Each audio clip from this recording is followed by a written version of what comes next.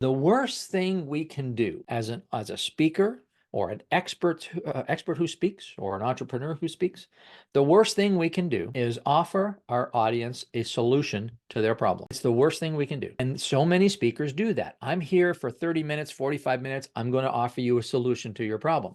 Here's why it's the worst thing. The reason it's the worst thing, Hussein, is because then the audience thinks they have everything they need to solve their problem. Then the audience goes away thinking this, and okay, Hussein gave me these great tools. Hussein gave me these great ideas. So I'm going to leave. I'm going to implement those tools and implement those ideas. And then it doesn't work. You know why it doesn't work? Because they don't have your influence. They don't have your guidance. They don't have your support.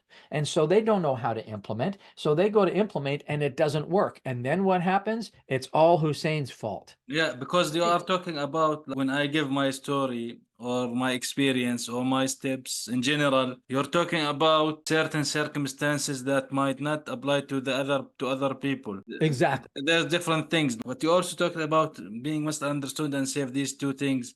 So these are one of the biggest mistakes that speakers make.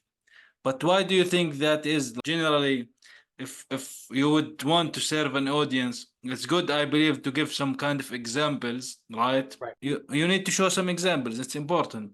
But to focus on me, for example, I did this and I did that. Haven't they prepared to actually give the other side that how it would apply to them? So, in any talk, you do need to give the audience some examples, yes.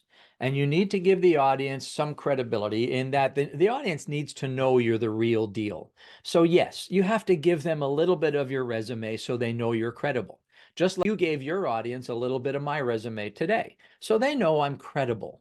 But here's the thing. What I've learned is that giving them the solution of the problem is not the value. Here's the value. The value is in helping them get clarity around why the problem exists. So here's what you want. Let's start with what you don't want. Here's what doesn't work. When your audience goes away and they think this, if the audience goes away after you talk and they say, that was the best talk I've ever heard. That was so exciting. I've got some great content. I got some great ideas. I can't wait to go and implement all this stuff. That is a bad outcome.